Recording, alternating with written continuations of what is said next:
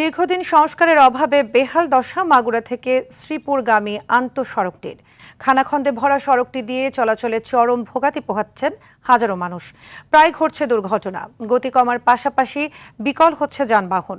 বর্ষা মৌসুম আসতেই সড়কের ভাঙা অংশগুলো হয়ে উঠেছে আরও ঝুঁকিপূর্ণ। দীর্ঘদিনের এমন ভোগান্তিতে অতিষ্ঠ পথচারী ও যানবাহন চালকরা। মাগুরা থেকে মোহাম্মদ ইমরান হোসেনের পাঠানো তথ্যচিত্রে আরও জানাচ্ছেন সোলাইমান কবির। মাগুরা জেলা শহর থেকে শ্রীপুর উপজেলার আন্তঃসড়কটির দৈর্ঘ্য 15 কিলোমিটার। তবে দীর্ঘদিন সংস্কার না করায় বর্তমানে চলাচলের প্রায় অনুপযোগী হয়ে পড়েছে সড়কটি।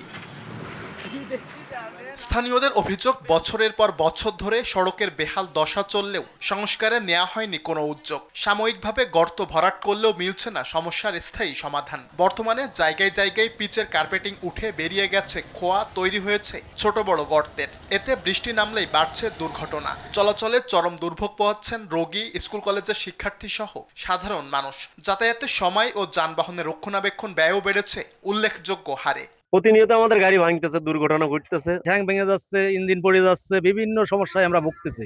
আমরা অল্প বেতনে চাকরি করি, আমাদের বারবার গাড়ি ছাড়াও কোনোভাবেই সম্ভব না। 400 কয় টাকা করে 20 টাকা করে দিয়ে এলে আমরা রাস্তায় ইট দিছি।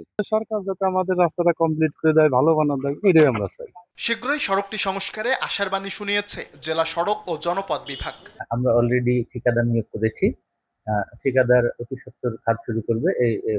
এই উদ্দেশ্যে আমরা তাদের সাথে পত্র এবং মৌখিকভাবে যোগাযোগ অব্যাহত রেখেছি।